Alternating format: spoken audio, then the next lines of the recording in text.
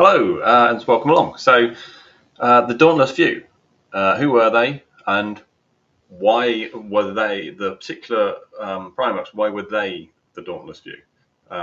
So, first of all, who are they? Well, they're the four Primarchs that Guilliman was said to believe were the the ones that he thought, if they were with him and their legions, that he could win almost any conflict. So first we have Dorn. So Rogal Dorn. Why Rogal Dorn? Well, I mean, if out of all the Primarchs, Rogal Dorn is probably the most like Guilliman in personality. They're very, very similar. They're both very straight down the line. You know, they neither of them are going to do anything unpredictable in terms of their character. That you know who they are. You know what they stand for, what they believe in, and ultimately they are basically someone that is widely trusted, respected amongst the wider Imperium and amongst the Primarchs. They obviously are very capable, skillful individuals up to a point.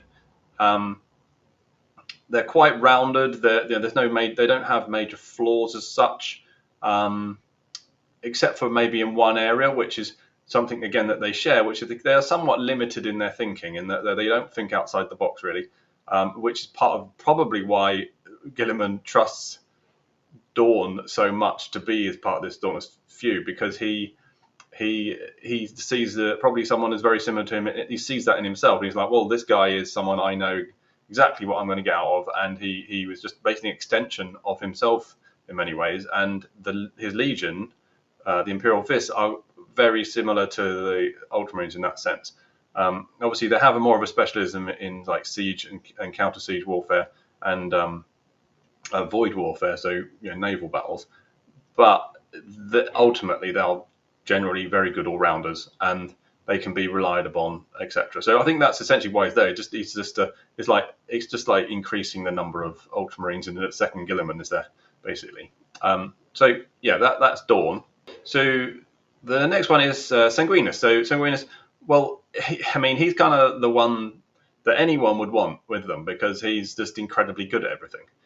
So you can't really go wrong by having Sanguinius with you. He he's a military genius. He's an inspirational commander. He's an incredible individual fighter. He's the guy that will most likely to help you win if you need to win. And so it makes sense that Guilliman would recognize this and want him on his side. The other thing about Sanguinius, which perhaps some of the other ones who might have incredible individual characteristics that Guilliman may have overlooked, that Sanguinius is different from, is that Sanguinius is also reliable. Sanguinius isn't going to try and roughshod over Guilliman and say, "No, I'm in charge. I'm going to be the one in charge." Sanguinius will just do what needs to be done to win. He has very little ego for a Primarch, which is very unusual for a Primarch. So he's just happy to do a good job and win, and that's another reason why Horus liked Sanguinius so much. Why they were so close. So Guilliman seeing this in Sanguinius is just the same as Horus saw in Sanguinius. It's like, this guy is an incredible guy to have around, and he's amazing, but he doesn't really know how amazing he is. He doesn't act like he's this incredible individual, like some of the other Primarchs do. And I think that's what also really sells him to Guilliman. Guilliman doesn't like people who are gonna try and sort of undermine his position or be unpredictable in some way. So the next one is Ferrus Manus. So Manus is an interesting one because he is quite different to Sanguinius and Dawn, in that you could say he's unpredictable, but really he's not unpredictable. He's got a terrible temper and he's quite brutal, unlike the other two.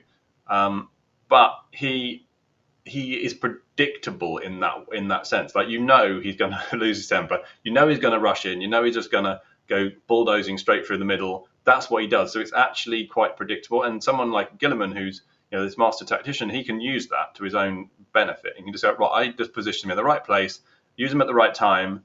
I can, he is kind of egotistical in that sense, but he's controllable. He's egotistical but controllable. He's got a temper, but it's a predictable temper. So someone like Guilliman could handle him. He could put him where he needed him to be, use him in the way he needed to be used, to win a conflict. And he also had that it has many positive characteristics if you're just trying to win a war. His the fact that he is so bold, so intense, and sort of quite a he's a bit of a bastard, basically. He would do what needs to get done to win. So he will kill lots of civilians if necessary, if they're in the way. He's not cruel like some of the other Primarchs, but he will just roll over civilians, destroy people, whole cities, whatever is in the way, if that's what it takes to win. And sometimes in war, that's a useful thing, even if it's obviously a bad thing by our standards. It's something that is often used in war, that sort of that brutal, just simply, collateral damage, turning a blind eye to collateral damage is something that's done in war a lot by many people throughout history. And in the 40k world, where this is a brutal world, a brutal environment, so Guilliman is willing to overlook that. It doesn't mean that much to him because he's ultimately a pragmatist, and what it needs to get done is what needs to get done to win. So that's why someone like Ferrus Manus is a really useful tool to someone like a general like Guilliman. Okay, and the final one is Leman Russ. So Leman Russ, again, is someone you might first think, well, why is he one of the? He's a bit unpredictable. He's unreliable maybe in some ways because he's so willful. He always wants to do what he thinks is right, and he doesn't really listen to anybody else. He's always arguing with people. But very similar to Ferrus Manus, the same things. If you can harness that, it's actually a really useful weapon. And that's ultimately why the Emperor used Leman Russ and Ferrus Manus. He didn't even Angron, obviously. He was even more unpredictable.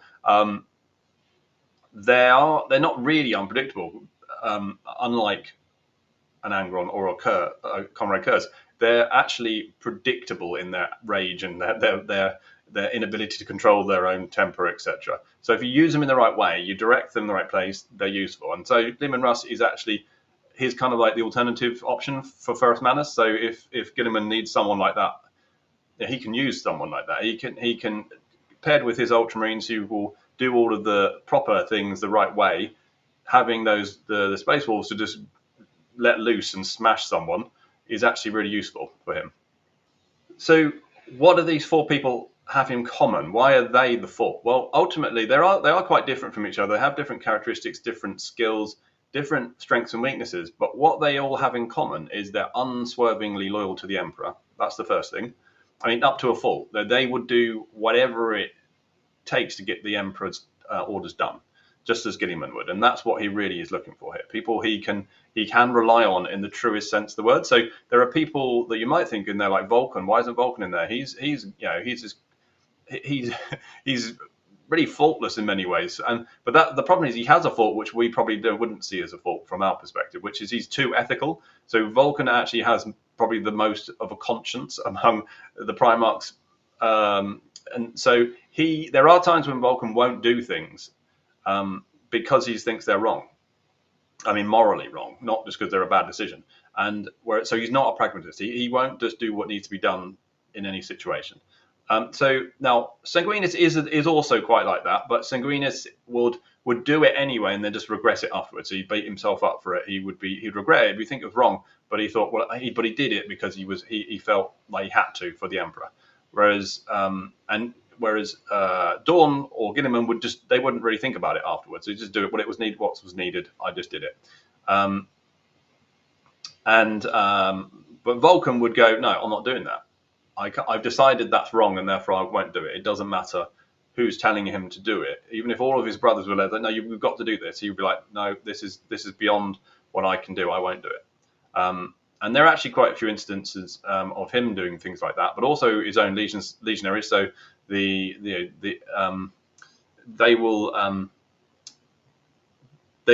will openly object to taking certain actions because it risks civilians, or it's just too unnecessarily cruel or something like that. They have a strong ethical code which they won't break for any reason. Like they can't, it's their line that they won't cross. And that actually leads them to various sort of arguments and sometimes conflicts with other legions because they have this line that they won't cross. So Guilliman Guilliman wouldn't want someone like that on his side in when the shit hits the fan. It's like this is the kind of circumstances where it absolutely we have to win whatever the cost. He wouldn't want someone like Vulcan there to actually who's considering whether this is right or wrong. What should we do? Or what shouldn't we do? Because of for ethical reasons. Now, on the other hand, there's someone who is very much a pragmatist, like Guilliman and Dorn, who we haven't mentioned, which is Ferrus. And Ferrus is also just like that, and that's why Ferrus essentially takes the chaos side in the heresy, because he believes it's the right thing to do, or the necessary thing to do is a better way of putting it.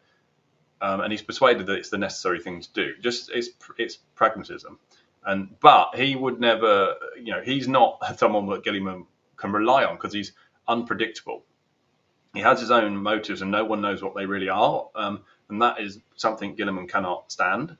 So it's another reason why Guilliman wouldn't have picked the Khan or Corax, because they're just too unpredictable. And the one thing he wants from his allies is predictability. And ultimately, those people, for different reasons, they don't have that predictability. The Lion is another one.